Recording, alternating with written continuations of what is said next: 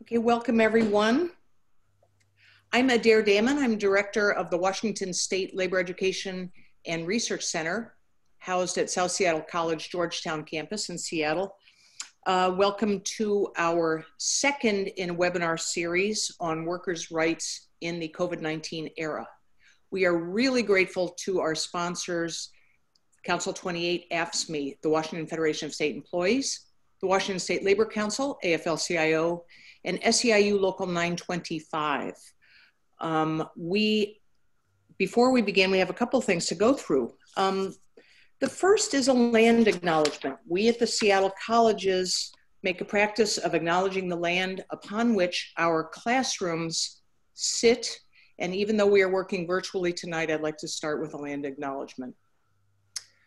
We acknowledge the people, past, present, and future, of the Duwamish tribe, the Muckleshoot tribe, the Sammamish tribe, and the other people of the Salish Sea on whose traditional lands we study and work.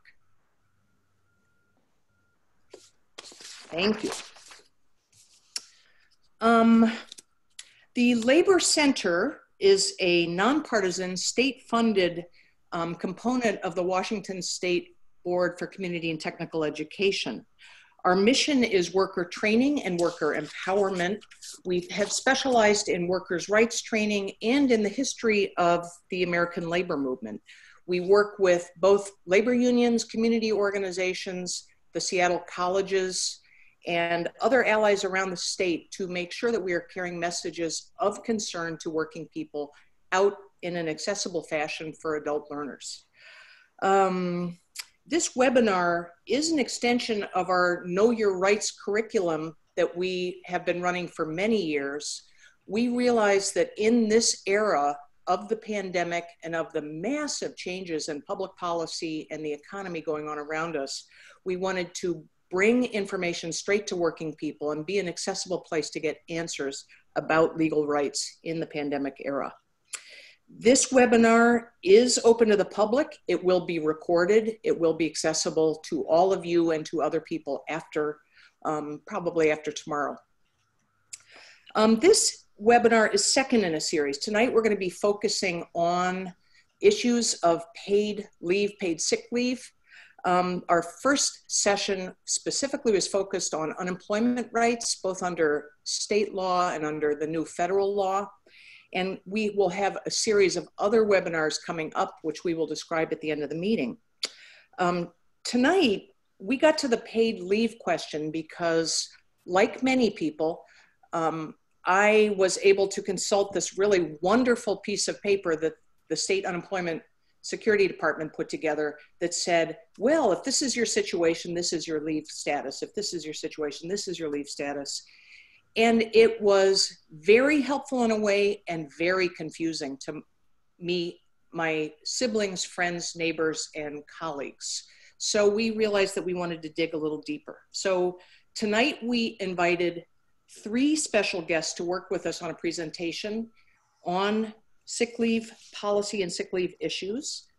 We will hear from them, and then we will move on to a moderated question and answer series.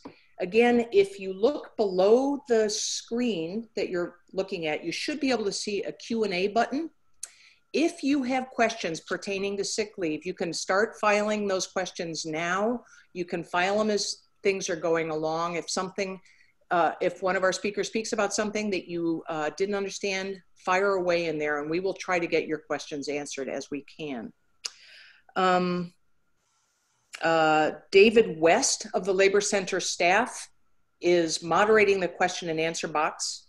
Siobhan Ring of the Labor Center staff is hiding behind the Labor Center logo and she is moderating the chat function. She can help you out if you have problems accessing anything technological or accessing the interpretive function. And with that, I think I will start introducing the guests. We have 3 guests tonight.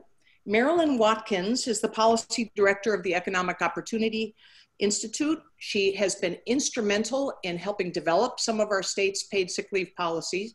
I've worked with her off and on throughout the years. We have Matt Buelow from the Employment Security Department. He's a policy expert on both, mainly on unemployment, and is paying a lot of attention to the overlap with some of our sick leave laws.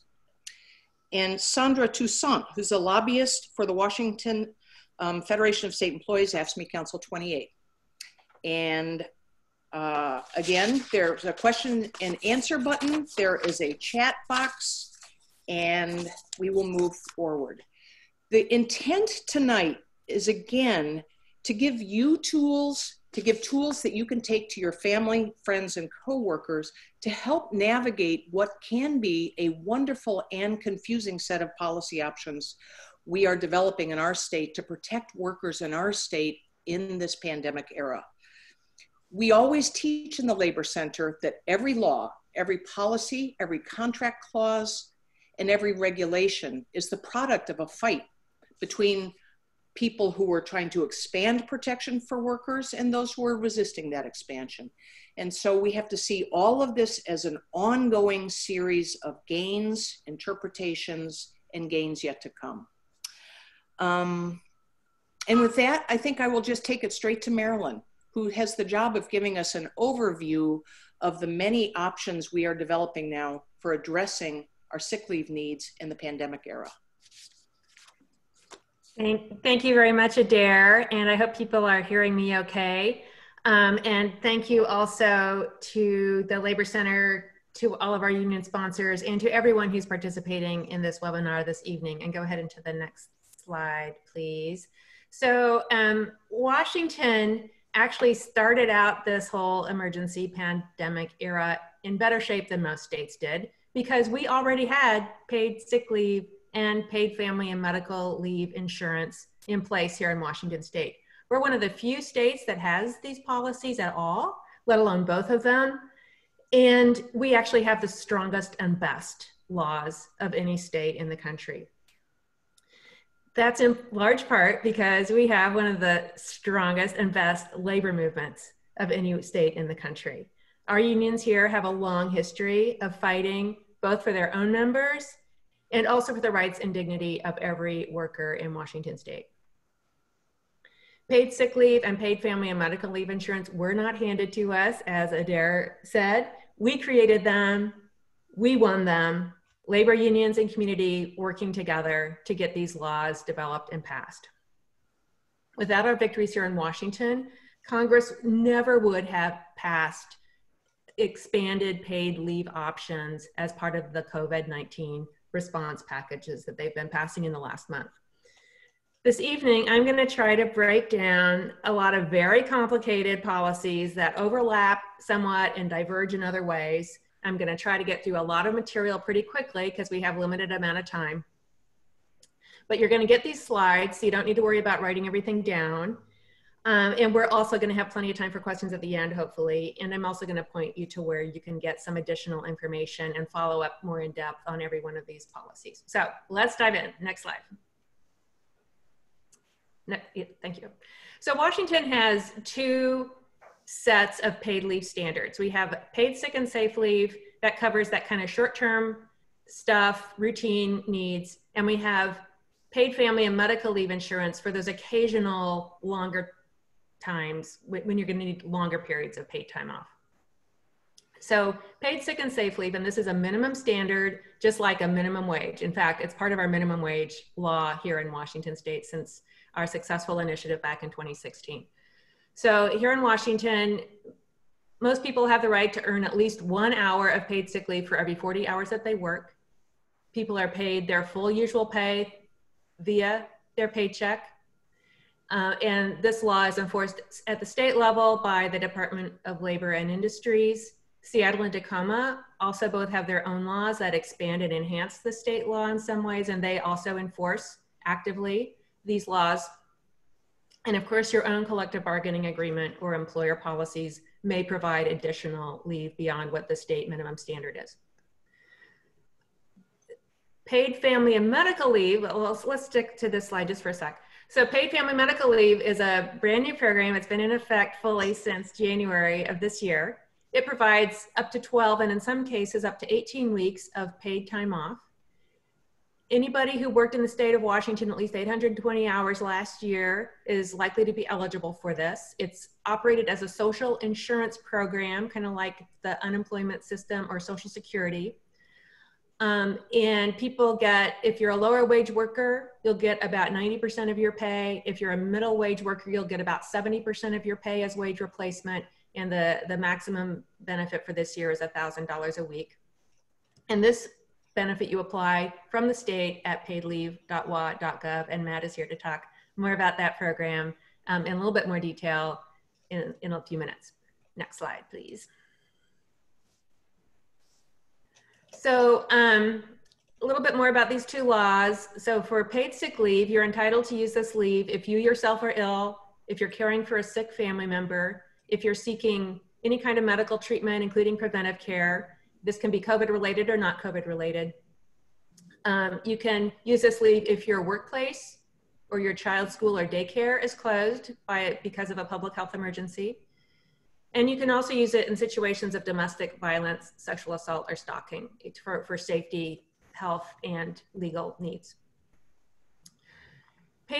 Washington's Paid Family and Medical Leave Program, it's available for serious illnesses. If your own serious health condition, if you have a family member with a serious health condition, again, this could be serious case of COVID, it could be any other kind of serious health condition. And it can also be used to care for a new child, a newly adopted or new foster child, as well as a newborn child. And in certain situations, if you have a family member deployed in the military overseas. In addition to these laws, go ahead to the next slide. Yes, please, next slide.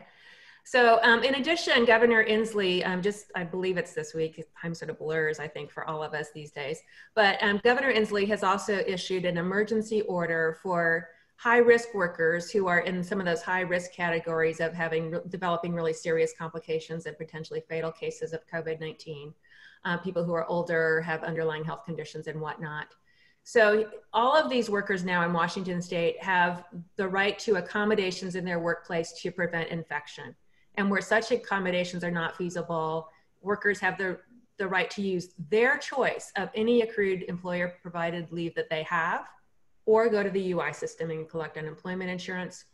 And they also have the right to take as much unpaid leave as they need to take until it's safe for them to return to work. Employers are required to continue their health insurance through this period, and workers have protections from retaliation or permanent replacement if they're needing to take advantage of these new emergency offerings, which at this point are only available through June 12th, though that could well be extended if the emergency extends. Next slide, please. So meanwhile, for the very first time ever, Congress has actually passed paid leave laws for the entire country. I'm sure most of you know, the United States is a real outlier among countries in the world and not having expansive paid leave standards in place for its whole population, but that's where we are. But now, Congress has passed COVID-specific emergency paid leave.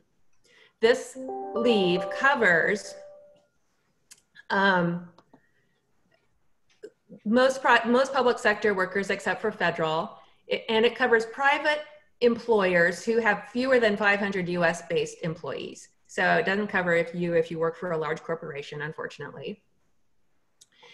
In addition to that, employers of healthcare workers and emergency responders are able to exclude workers, and companies with fewer than 50 employees can also request exclusion for some or all workers. So there's a lot of holes in this federal policy, but still, it's a good start, and it's important for a lot of people. You can use this leave if you have a job and your employer has work available for you. So if your employer is a non-essential business that is just shut down and you can't work from home, then you can't access this leave. But if there is work to be done, then but you can't work because of COVID for a variety of reasons, then you can tap into this leave. It's available for the period from April 1st of this year through the end of the year, December 31st, 2020. And this leave is paid directly to you by your employer through your regular paycheck, and then your employer will be reimbursed by the IRS. So the federal government is paying for this, but it's going to come to you through your employer in your regular weekly or biweekly or monthly paycheck. And this set of laws is enforced by the U.S. Department of Labor. Next slide, please. So a little bit more detail. This federal leave comes in two different buckets as well. There's the emergency paid sick time. This is in addition to any other leave. So this is on top of the leave that you already have here in Washington State for sick leave. It provides a new, on top of your current leave, a new 10 days or 80 hours of paid leave. If you're a full-time worker, that's prorated. If you're part-time, you can use this leave for most COVID-related things. If you, of course, actually have COVID, if you've been ordered by a public official or by your healthcare provider, been advised by your healthcare provider to self-quarantine, stay on this side, please. If you're seeking diagnosis, if you're caring for somebody else, and it doesn't have to be a family member, but it needs to be someone that you have some relationship and duty to care for. And you can also use this leave if your child's school or childcare is closed due to COVID. If it's leave for yourself, for your own serious illness, you get your full pay up to $511 per day. And if you're caring for someone else, then you get 2/3 of your pay up to $200 per day, though that can get topped off by your employer. Next slide, please. So the other bucket of this leave is this federal emergency expansion to FMLA. And this leave only covers parents whose child's school or daycare is closed and they can find no other suitable person to care for their child. So in this case, parents are entitled to take up to 12 weeks total, the first 2 unpaid, where you can use that 2 weeks of paid sick leave that you have, and then 10 more weeks paid at that 2/3 of your usual wage. Anyone who's been with their employer at least 30 days is eligible for this if they're in that under 500 employer size category of employer. And if your company has at least 25 employees, then you have job protection while you're out on this leave. The one sort of big caveat to this, and in addition to it not covering everybody, is that because it was passed as an expansion of FMLA, if you're in one of those categories covered by FMLA, and I'm going to assume most people on this call know what FMLA is, it's the federal law that provides that many people get up to 12 weeks of unpaid leave for a variety of things. If you were covered by FMLA and you took some of it already in the past 12 months, your employer can actually deduct that from this entitlement to 12 weeks now. And anything you take that you're taking under this new expansion, they can deduct from your future use of FMLA within the next 12 months as well. So just keep that in mind. This has zero impact, however, on your ability to tap into Washington's paid family and medical leave program. So keep that in mind. Okay, next slide. Okay, so how do you figure out which of these 4 different buckets of leave that you should draw on in different situations? Well, here are a few of the things that you should kind of go through. Each person's individual situation is going to vary a little bit, so there's not going to be any hard and fast rule, but here are some of the things to think about. One is, what can this bucket of leave be used for? Another one is, how much time are you going to be able to get off from this particular bucket of leave? How much are you going to get paid? Are you going to get your full pay or only partial pay? How soon will you get paid? Will you get paid as part of your regular paycheck, or are you going to have to wait to get paid later on?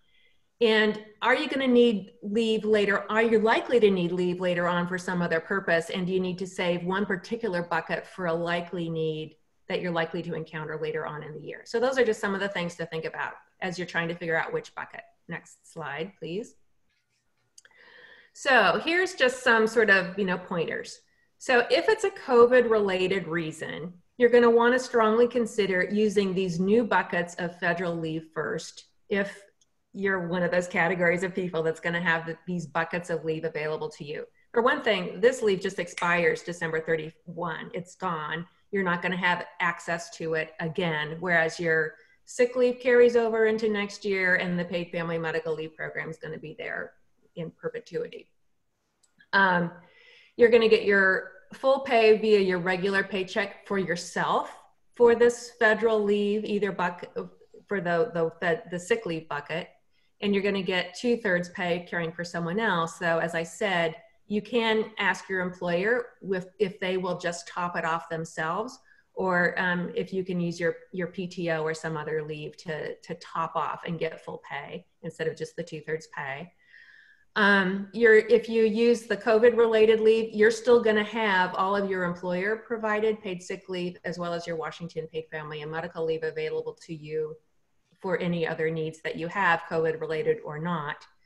And of course, if you actually contracted COVID-19 at work, then you're going to want to consider actually first and foremost going to the workers' comp system and seeing if you're eligible for that system. Next slide. On the other hand, you're going to want to consider using one of the buckets that we have here in Washington State under our own state laws of our own sick leave, or your employer-provided sick leave, or the state paid family and medical leave program. Certainly if it's a non-COVID related need, because you can't use the federal leave for that. A lot of people are going to be in a situation where your employer isn't covered by the federal emergency law, or your employer is excluding you from coverage under the federal emergency leave. So you're going to have to tap into the state leave instead. You might also want to consider COVID if you're one of those fortunate people who has accrued hundreds of hours of sick leave. And you know, it's sitting there, it's full pay, it comes through your employer. So it's pretty easy, it's really easy to get. So you might as well use it up now. Also, something to keep in mind is that right now, due to very high demand, both the paid family and medical leave system and our UI system, and this is something Matt can address, are currently taking several weeks to approve applications. So while both systems will pay retroactive to when you first needed them and were first qualified to tap into those systems, you're likely not to get that money as soon as you might want to get that money. Another thing to keep in mind is that paid family and medical leave is actually available to you between jobs. You don't have to actually be currently with an employer as long as you worked 820 hours last year. You have a need for paid family and medical leave, you have one of those qualifying needs, then you're still entitled actually to benefits even if you don't currently have an employer. Next slide, please. So that's a lot, I know, but as I said, there'll be plenty of time for question and answer. And here's just some places you can go to get more information. The Employment Security Department has tons of information on their website. You actually apply for paid family and medical leave through the paidleave.wa.gov site, and there's tons of information on that website as well. The paid sick leave at the state level is through the Department of Labor and Industries, lni.wa.gov. And again, you'll have access to these slides, so you don't necessarily have to write all these down right now. Seattle itself enforces paid sick leave very vigorously. Plus, actually, Seattle has passed 2 expansions to paid sick leave since the COVID-19 crisis started.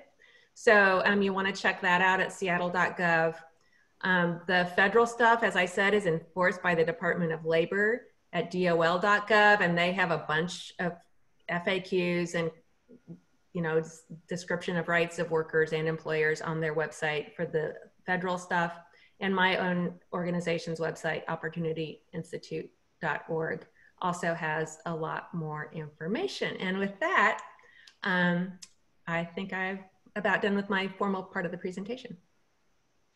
Hey, Marilyn, can you summarize the 4 buckets again for people? Yeah, so the 4 buckets here are at our state law, Washington's law. We have paid sick and safe leave that's available to most people for shorter term needs for a whole variety of situations, but are health related and safety related. Then we also have paid family and medical leave insurance at the state level that covers serious health conditions, which would include COVID-19, and also caring for a family member, caring for a new baby. At the federal level then, the new federal emergency paid leave that's only available through the rest of this year, through the rest of 2020, is specifically related to COVID issues and only COVID issues. And that has both a sick leave bucket of 10 days, and then it has a paid family leave bucket that goes up to 12 weeks that's only available to care for a child whose school or daycare is closed with no one else suitable to care for the child. So those are the 4 buckets. Thank you, Marilyn. Thank you. That was the most comprehensive picture I've heard so far in the pandemic era. Thank you for putting that together. Matt, you are in charge, your agency is in charge of administering some of these programs at the state level. What would you like to add to this discussion of paid family medical leave? Yeah, can you all hear me okay? I just want to make sure. I've had some technological issues throughout the day today. Okay, wonderful. So Marilyn did a fantastic job of explaining paid family and medical leave. You know, she was instrumental in getting the law passed, so she knows this stuff inside and out. And I always learn something following you, Marilyn, so that was very interesting to hear your presentation. A couple of things that I want to touch on really kind of high level before we get into the question and answer section is I know that we have a lot of labor people, of course, on this webinar. And so one thing that I would want to point out about the paid family and medical leave law is there is an exclusion for people who are under a collective bargaining agreement that was in place back on October 19th of 2017, if it has not yet been reopened, renegotiated, or expired. I don't know how many contracts run over that period of time. If it's expired since that period of time or it's been reopened or renegotiated, you will be in the program. So I wanted to throw that out there. I did want to touch a little bit along the timeframes that Marilyn touched on. We do have a backlog of claims for paid family and medical leave. We received a huge volume of claims before COVID hit, more than we ever anticipated, which is actually fantastic news. It means there was a huge demand for this incredible policy that, you know, I will always be grateful for having an opportunity to participate in its implementation. But that does mean that we are behind. And so currently it can take upwards of about 10 weeks to get a claim processed. We know that that's not acceptable. It's not something that we accept. It is our current reality. We are doing lots of mitigations to try to bring that down, including bringing on a lot more staff, things like that. But you will have a wait, unfortunately.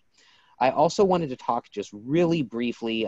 Last week, I was fortunate enough to be on a panel here to talk about unemployment insurance. So I won't dive too much into that for this one, but I would say that with the CARES Act that passed federally, there's a lot of overlap between the paid family and medical leave program and unemployment insurance that historically isn't there in normal times. Normally, to be eligible for unemployment insurance, someone has to be able and available for work and looking for work. And paid family and medical leave is almost an opposite of that. Someone's taking a leave from a job or from the workforce for a life event. So generally speaking, there's not a lot of overlap there. But with the CARES Act, as it relates to COVID-19, people can qualify for the federal benefits if they don't qualify for standard unemployment insurance benefits because they didn't work enough hours or they work in, you know, as an independent contractor or self-employed that historically are not in. And the federal government also increased the payment of unemployment insurance by $600 a week as part of the CARE Act through the month of July to help, you know, people in a time of need. So generally speaking, my advice to people would be all things equal, probably unemployment insurance if you are diagnosed with COVID-19 or you are not working as a result of COVID-19 or because, you know, you're told to stay home and you're not working for an essential job, that sort of thing. Unemployment insurance is probably going to be your best benefit available to you from the state and from employment security. Outside of if you contract COVID-19 on the job, then you have to go with workers' compensation, which I'm not an expert on. So I just wanted to kind of point out those things. And I think that's about the level of detail I need to go following Marilyn with her incredible presentation. Yes, and I do want to point out that the incredible workers at ESD are processing hundreds of thousands of claims per week right now. This is an unprecedented economic moment we're in. What Marilyn said bears repeating. There may be a time delay in getting benefits to which you are eligible, which might be robust, but they may take a while to get to you. And that's something to factor into your thinking when you're making life choices about which applications to file. And I would just tag on to that. The 10-week time frame I gave is specific to paid family and medical leave, not to unemployment insurance. So it's not taking generally that long right now for unemployment insurance. We're implementing all of the various CARES Act programs over this coming weekend. So I expect that we will have a high volume of applications next week. I don't even want to project what the volume will be or how long that will take. We do have a relatively high level of automation in the system, which hopefully will get people approved relatively quickly. But the 10-week time frame I'm speaking of is specific to paid family medical leave. Thanks, Matt. A reminder, if you have questions, you can file them in the question and answer. David West is going through those questions and he will be pulling some out to ask in a few moments. Next up, I would like to introduce Sandra Toussaint from the Washington Federation of State Employees, WFSE, AFSCME Council 28. Welcome, Sandra. Thank you. Good evening, everyone. Yeah, that's a lot of information that we definitely shared out today, and I know it can get confusing, especially with the multiple buckets that we have to decide whether or not we should apply for or we're eligible for in our respective collective bargaining agreements. So we brought a couple of questions just from the state employees and from our stewards meeting. And we are going to actually throw a poll up real quick so that you all can, kind of tell us where your heads are at when it comes to applying. So, I mean, if management sends someone home because they have been exposed to COVID-19, is that person required to use their accrued paid leave? You should have that the quiz popping up in front of your screens right now. Go ahead and put in the answer that best describes where you're at. And we'll go ahead and drop that down in just a sec. So again, if management sends someone home because they have been exposed to COVID-19, is that person required to use their accrued paid leave? So I think that should be enough time. Oh, there we go. All right. So, well, yep, that seems to be the common understanding of the law. Go ahead and throw that back to Marilyn to fully answer that question so that we can get the ins and outs of that. That's absolutely, the majority of you are absolutely correct. Your employer cannot require you to use your leave. It is your accrued sick leave that you have. Washington state law for sick leave makes it your choice whether or not you use your sick leave. Your employer cannot force you to use your sick leave. And the employer cannot force you to use the federal sick leave either. So if for some reason you choose not to get paid, then your employer can't make you take it, but your employer certainly cannot force you to take your employer provided paid sick leave. And the one situation where that wouldn't be the case would be if, if you've gone through the state minimum amount of paid sick leave already, you've used the state minimum and you're now using the additional leave that your collective bargaining agreement or your employer policy provides for you. Your employer can set different standards for that extra leave, and your collective bargaining agreement can have extra standards for that, different standards for that leave than the state minimum required amount.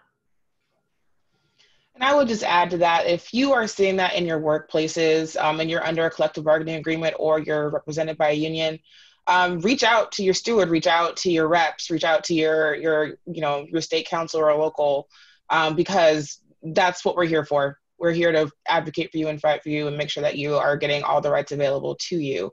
If you're not under any of these situations, advocate for yourself and look for folks who can assist. There's plenty of community organizations, and even our unions as well could assist with those problems. So don't be afraid to reach out if you find that somebody or your employer is violating those rights. Okay, so I know we have a few questions in the Q&A. David, did you want to go ahead and start us off with our first question from the group? Yeah, there's one interesting one about People are asking whether Washington might follow California and set up a fund for undocumented workers here in Washington State who don't qualify for some of these programs. Maybe somebody could address that. Yeah, no, I do know that the governor has been working on efforts to ensure that our undocumented neighbors are included in this, and the folks who are responsible for making sure our food still hits our plates. I believe, I'm not sure who has a complete answer on that though. Do Marilyn or Matt or Derek, do either of any of you have additional details? Well, I know there are a number of nonprofit organizations that work particularly with immigrants that have already established a fund. Northwest Immigrant Rights Project is one of the leads on that, so people can probably connect in with that fund through that organization. And I'll also just comment actually that all of these, each of the 4 buckets of paid leave that I described, those are actually, people are eligible for any of those if, regardless of immigration status, does not determine your eligibility for any of those buckets of leave. Even the federal leave, you're not necessarily precluded from taking those federal buckets of leave. Even undocumented workers have rights to those leaves if they're otherwise eligible. Another good question. Is it true that pregnant women are exempted from this emergency order as high-risk workers? I'm so sorry, David. I was actually looking at the chat box. I'm noticing a lot of folks are kind of crowdsourcing the different resources for undocumented and immigrant workers. So if you folks are looking for additional resources, the chat box is like a great place for that. And I'm sure that once we're out of here, we'll also have a complete list of links for everybody to share around and to contribute to ensure that those resources are still available through these hard times. I'm sorry, can you ask that question one more time, David? Someone's asking whether it is true that pregnant women are exempted from the emergency order because they're high risk, if they are high risk workers. So the emergency order, the governor's emergency order? It's not clear which one they're referring to. Well, I guess. I don't know that that's true or not. I guess that's something we need more research on. I did notice that Danielle from the Fair Work Center is in the chat, at least is chatting some things. So she may have more information about that than I do. Okay. And what percentage of paid leave applications are denied, and can people request hearings if their application was denied?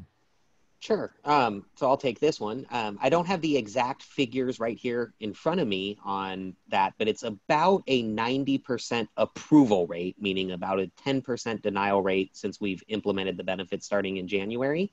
And any denial is subject to administrative appeal rights, just like unemployment insurance.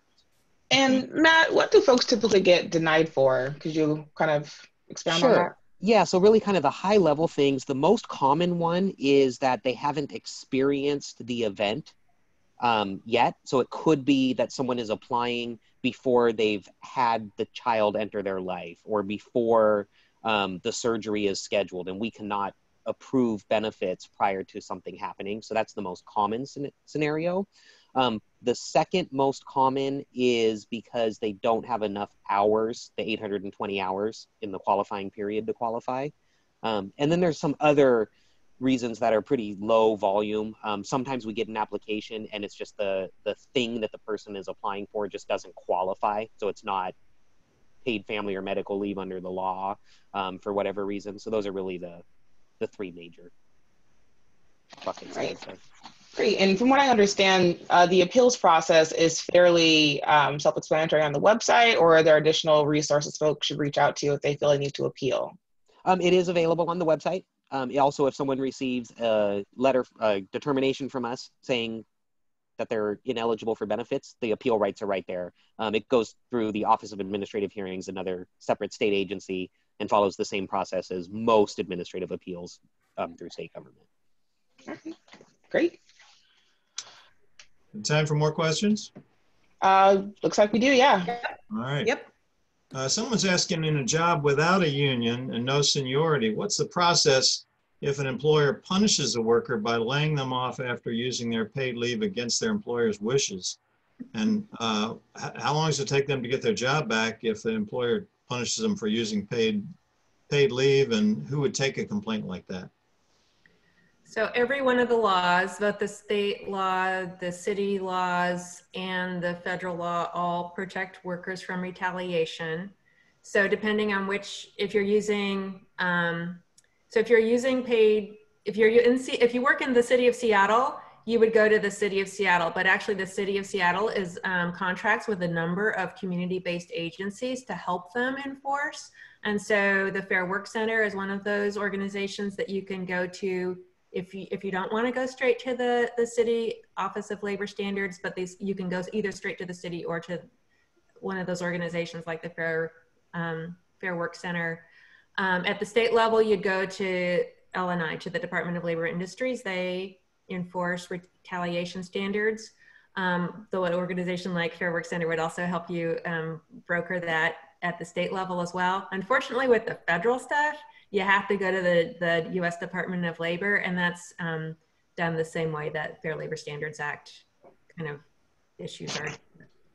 Yeah. And just to add to that, paid family and medical leave does have the job protection provisions for people who work for employers with more than 50 employees. And if you feel you've been, your job has not been held while you were on paid family and medical leave, then you would come to the Employment Security Department and we would investigate that. This is Adair. I'd like to point out the Unemployment Law Project is commenting in the chat room. They are available to talk to workers who believe they have been inappropriately denied paid medical leave. And we are getting a lot of questions tonight about unemployment. I'm trying to first do the ones about paid leave. But the Unemployment Law Project is really the best resource for those unemployment questions.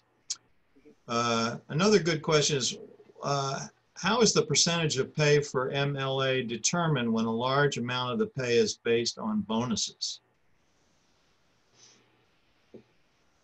Or maybe that is a good question. That's a good one for Matt, I think. I'm going to let Matt, as the even more technical expert than me. Sure, sure. So we get quarterly wage reports from all employers in the state of Washington who tell us who worked for them, how many hours an individual worked, and how much they were paid. Bonuses do count as a definition of wage, so those should be included in the calculation. I can't really give a hard and fast, it's this percentage, because it does depend on someone's income level. So it does pay up to 90% of wage replacement for lower wage workers. And then it incrementally goes down as someone makes more money. It is capped at $1,000 a week. So if people who make a lot of money, it is $1,000 cap per week. So that could be any percentage depending on the salary. Another good one. Do you have to test positive for COVID-19 to be able to take advantage of these programs? No. If you have COVID-like symptoms and are seeking treatment, or if you're caring for someone who has COVID-like symptoms, you also can take advantage of the sick leave, the federal sick leave. The federal sick leave is also available for a lot of the quarantine-related situations, either if you're required by a public health official or a government official to quarantine, or because you've been exposed, or if your healthcare provider has advised you to self-isolate because of your high-risk category. So if you are an older worker, you have diabetes, you have high blood pressure, you are pregnant, or any one of those more high-risk categories, and your medical provider tells you you really need to self-isolate because you're too at risk, then you're eligible for the federal leave. And I think in many cases, you'd probably also be able to take the state-provided paid sick leave as well. Okay. Someone's got a first child on the way. Do they have to wait until he's born to apply for FMLA or the Washington Family Medical Leave Act? So our ask of people is that they do wait until they've experienced the event before applying for paid family and medical leave. It's not our long-term goal to have the program operate that way. It's just a reality because of the volume of claims that we have right now, that we ask that people do please wait, at least until it gets really close, so that otherwise, if it's too early, we end up processing the claim, denying it, and then having to revisit it later when someone becomes eligible, and it just creates more work for both the person and for us. All right, and a lot of questions about how, if you just got a new union contract or your contract's been reopened or an MOU, how does that interact with these new emergency rules? It shouldn't have much of an impact on the new emergency rules. I mean, the federal paid sick leave is very specifically a new additional right to leave on top of anything else you get. So no matter what, even if you just signed the contract yesterday, that 10 days of paid leave for those COVID related reasons is still fully available to you on top of anything else. And you can access it first before you start drawing down on anything else you're provided by your employer. I think, and maybe I'm just making an assumption here, but I think maybe they're referring to what we spoke of earlier about the contracts that will be paid family medical leave for the state of Washington, and how our contract negotiations are affected by the implementation. So some folks were in the process of bargaining a contract, so they didn't have the paid family medical leave already set up in their contracts, or they weren't eligible because of their contracts. And then I think that might be what they were referring to in their question. So is it possible to kind of address that a little bit once again, I guess? Yeah, and they're also asking or clarify their question that if their MOU or their CB, their collective bargaining agreement has lower standards, do these laws preempt it?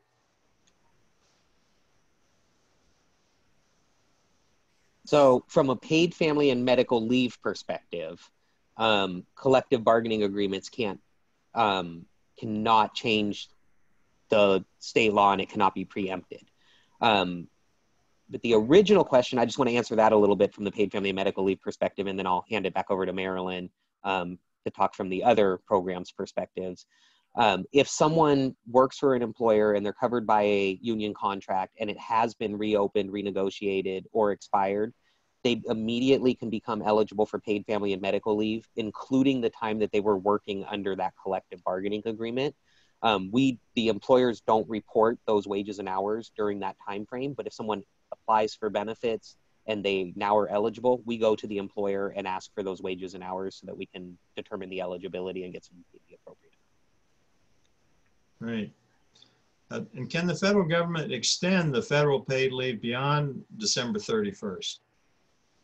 Absolutely. And I think, one of the things many people, of course, probably most of us on this call, certainly I and my organization and many of the people I work with, and I know many of you that I've worked with, who I'm sure are out there listening, believe firmly that, in fact, we need strong federal standards that assure every worker in the country has access to ample paid sick and safe time and has access to robust, comprehensive paid family and medical leave for a whole variety of situations.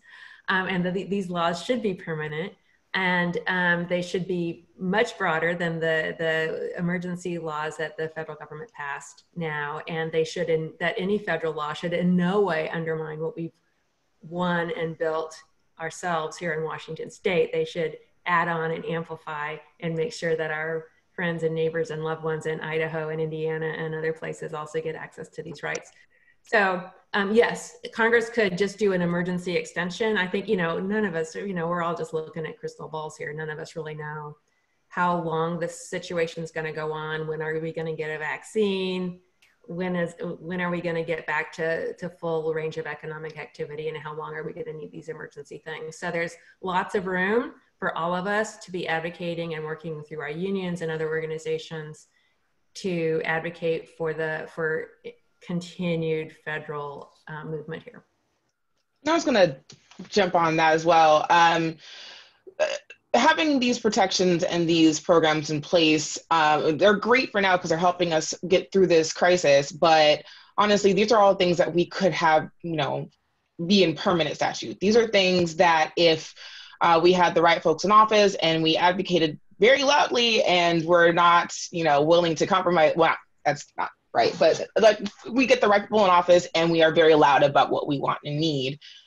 These are things that we can make permanent law, because honestly, they've shown us, and I'm sure folks have seen these memes running around on social media. We've always had the ability to do these things that took a global pandemic for it to happen. So now is the time to, keep track of what's going on, take care of yourselves, but also don't forget, it's 2020. This is a huge election year, and not just for the presidential, but for our, statewide elections and our congressional elections and things like that. During these years is when you're going to be able to speak to your legislators and your Congress folks in a greater volume than you would be before. And we can't let up on what we're working on so far. So anything that your unions are doing or community organizations you're working with, or just you yourself and your neighbors and family, if you all can go out there and advocate for this just as loudly as you possibly can, it increases the chances that this will become a long-term permanent benefit. And perfect timing. There goes the slide for all the keep fighting things that we need to be able to do to keep it going. Are there any other questions, David, that we should run over really quickly, or? There are a couple more if we have time. I think we have time for maybe one, maybe two more.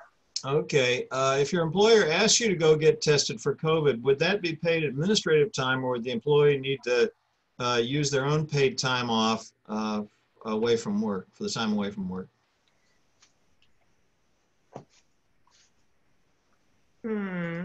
I think for people who have collective bargaining agreements, that's something that might be addressed there more specifically. I'm not sure. I would have to look at the detail of the federal law to see what I know that, your employer can't make you take your state mandated paid sick leave. So they can't make you take it for that, but, and they can't make you take the federal paid leave either. But whether they could say, yeah, I don't know. So this is Adair. That's a good segue to the fact that Marilyn has said that she is working up a really pretty interesting list of FAQs, frequently asked questions. It's possible that you could add some research to the bottom of that. And we at the Labor Center will be we will be developing all the written materials you've seen tonight. We will be posting. We will make available a recording of this event.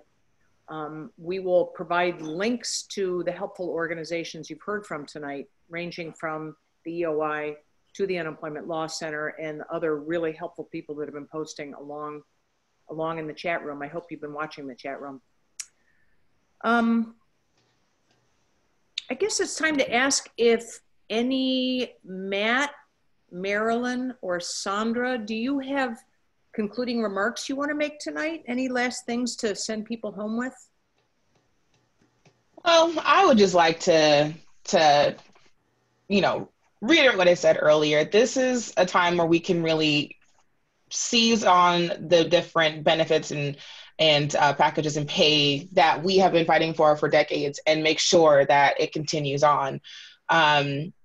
We're in a really just an unprecedented year, and we're making amongst all of the insanity, we are making some real gains through bargaining and legislative advocacy and political advocacy that I never thought I would see in my lifetime, to be perfectly honest. And we can't let that go. So what we need, so your unions, me, your stewards, your executive directors, presidents, we are all working every day to make sure that this remains a reality for everybody going forward.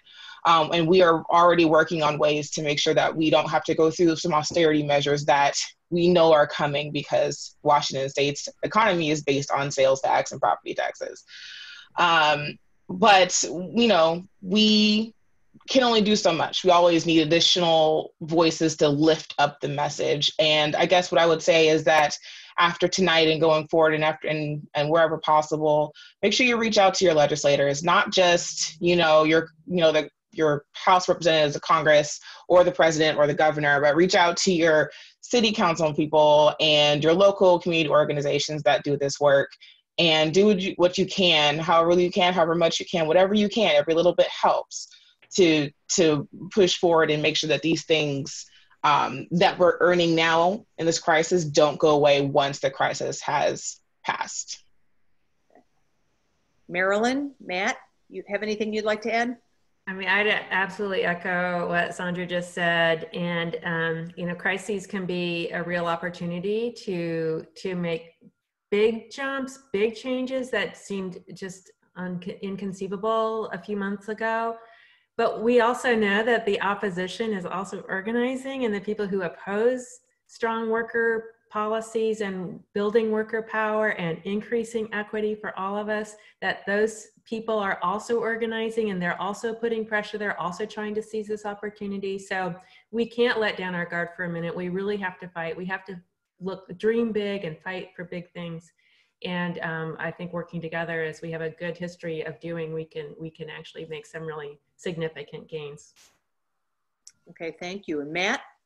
Yeah, I think what I'd like to add is, I know sometimes interacting with the government can be scary, and there's a lot of stigma sometimes around that, and there's a reputation with government. And the reality is, I want you all to understand that the Employment Security Department is really, we take it very seriously. We know we play a critical role in people's livelihood, and it's hugely important to us that we are paying benefits that are due to people, that we're making people eligible when we can, and that we really are here to help. So please don't hesitate to reach out to us to apply for benefits that you may need and that you frankly are entitled to. And we will do the best that we can to get through that as quickly as we can. And thank you for your patience and understanding. This is unprecedented. We didn't see this coming, of course, no one did. And we're responding as quickly and as nimbly as we can. Well, thank you, Matt, and thank you, Marilyn, and thank you, Sandra, for bringing the voice of your members and your Stewards Council in. And thanks, David and Siobhan, for the work you're doing to elevate the questions in the chat here. The work of the Labor Center it's been so deeply involved in helping train stewards and helping make sure that workers have the information and tools they need to enforce their rights on the job. Many of us, our job and our home are now one. The walls between our job and our home have gone away.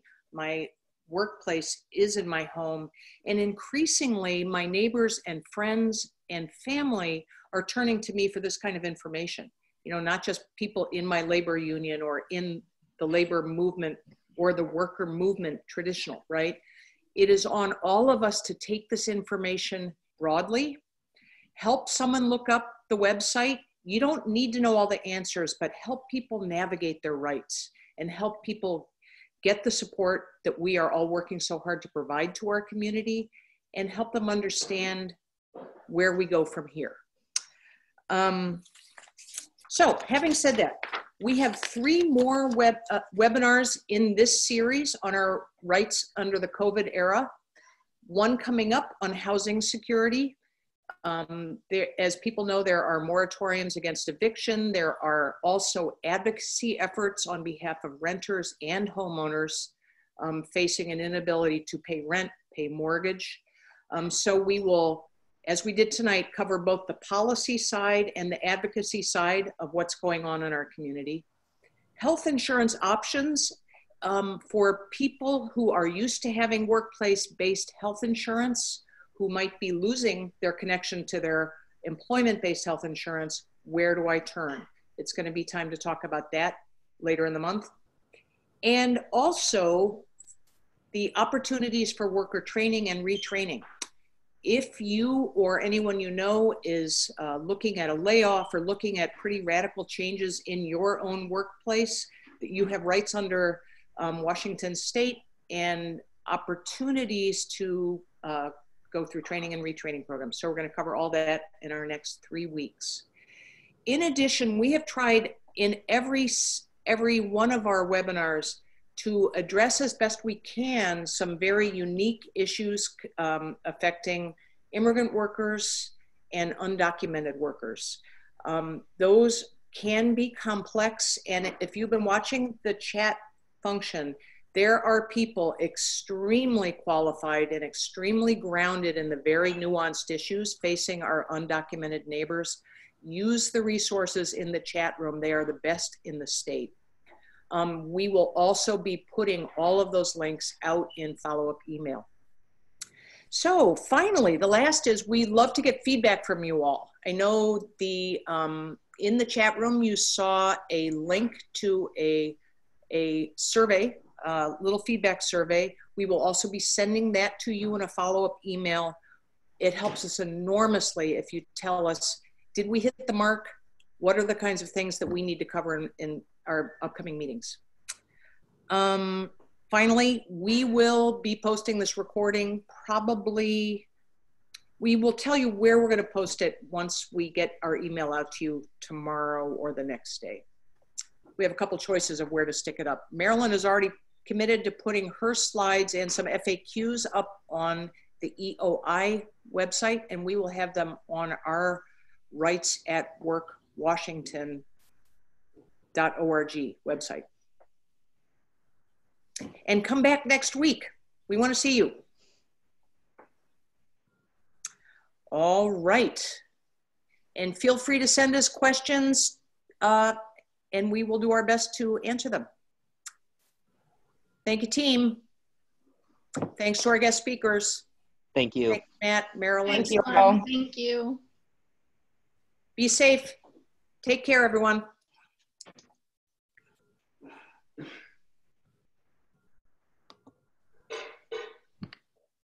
Thank you to our interpreter.